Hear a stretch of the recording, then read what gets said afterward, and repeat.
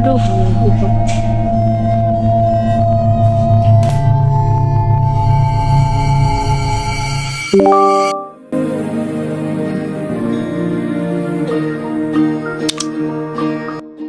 Penyakit jantung menjadi salah satu penyebab utama kematian di Indonesia. Ya, selain persentase jumlah penderitanya yang terus mengalami kenaikan, usia penderitanya pun semakin lama semakin muda. Tanggal 29 September selalu diperingati sebagai Hari Jantung Nasional untuk meningkatkan kesadaran masyarakat terkait bahaya penyakit jantung. Meski demikian, berdasarkan data dari Kementerian Kesehatan, jumlah penderita penyakit jantung justru bertambah setiap tahunnya, bahkan bagi mereka yang berusia muda.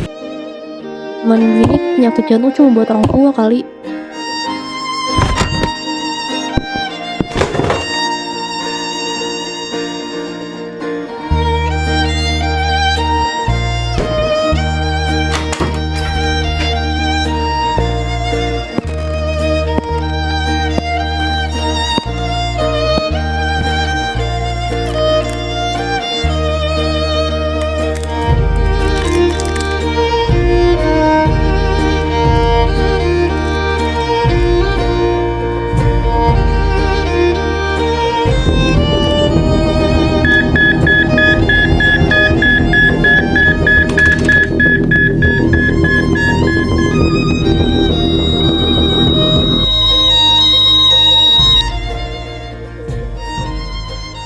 Halo sahabat Simeskol, perkenalkan nama saya Muhammad Nabil Septiandri. Nama saya Naswa Cahyanindita. Nama saya Zahra Nintias.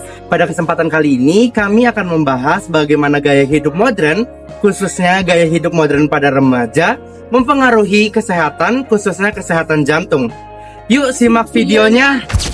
Kehidupan modern sekarang ini banyak membawa kemajuan di berbagai aspek. Salah satunya itu ada di bidang teknologi, informasi, dan juga gaya hidup. Sekarang semuanya itu bisa didapatkan secara instan. Contohnya kayak kita mau mesen makanan, itu bisa nyampe dalam hitungan menit. Terus kita bisa searching sesuatu dan dapat hasilnya dalam hitungan detik. Terus kita juga banyak ngelakuin aktivitas tanpa perlu banyak bergerak. Gaya hidup ini tuh mungkin kedengarannya enak ya, tapi sebenarnya buat jangka panjang itu nggak bagus loh. Jadi gaya hidup ini tuh sebenarnya kurang sehat. Hal ini sangat terlihat pada generasi muda, terutama pelajar dan juga remaja.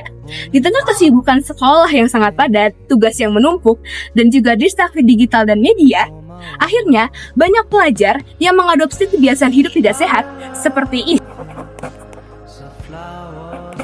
Seperti duduk berjam-jam dan jarang berolahraga, mengonsumsi makanan yang kurang sehat dan instan, dan juga tidur larut malam. Gaya hidup seperti ini bukan hanya mempengaruhi konsentrasi belajar, tetapi juga dapat memicu adanya penyakit jantung pada usia remaja. Dikutip dari Kompas, gaya hidup tidak sehat menjadi penyebab meningkatnya penyakit jantung koroner, terutama pada usia produktif. Menurut Wakil Menteri Kesehatan Dante Saxono Harbuwono, faktor risiko paling mendominasi terjadinya penyakit jantung antara lain pola makan dengan tinggi gula, garam dan lemak, kurangnya aktivitas fisik, serta kebiasaan merokok. Gaya hidup tak sehat tersebut dapat memicu hipertensi, diabetes, serta kelebihan berat badan atau obesitas, sehingga meningkatkan risiko penyakit jantung. Penyakit jantung adalah gangguan pada organ jantung atau pembuluh darah yang dapat menghambat aliran darah ke seluruh tubuh. Salah satu jenis penyakit jantung yang paling umum adalah penyakit jantung koroner, di mana pembuluh darah tersumbat oleh timbunan lemak. Akibatnya, jantung tidak mendapatkan cukup oksigen dan bisa berujung pada serangan jantung mendadak. Gejalanya antara lain nyeri dada, sesak nafas, mudah lelah, keringat dingin, mual, dan detak jantung tak beraturan. Bila diabaikan, ini bisa mematikan dalam hitungan detik loh. Nah, teman-teman, sebagai pelajar, langkah pertama yang bisa kita lakukan adalah preventif, yaitu mencegah penyakit kardiovaskular sebelum terjadi. Dengan cara yang sederhana loh. Yang pertama, kita bisa rajin berolahraga, lalu mengonsumsi makanan yang bergizi yang tidak tinggi garam dan juga tidak tinggi lemak. Lalu kita tidur dengan teratur dan juga sekitar 8-9 jam per hari. Jangan terlalu stres dan luangkan waktu kita. Setelah itu, kita jangan juga terlalu duduk berlama-lama. dan juga hindari merokok dan juga minum alkohol, lalu rajin minum suplemen dan juga rajin minum air putih. Dan ingat teman-teman, yang paling penting adalah memeriksa kesehatan kita ke dokter. Ingat, mencegah lebih baik daripada mengobati. Jika kamu mengalami gejala atau faktor risiko penyakit jantung, kamu harus melakukan upaya kuratif.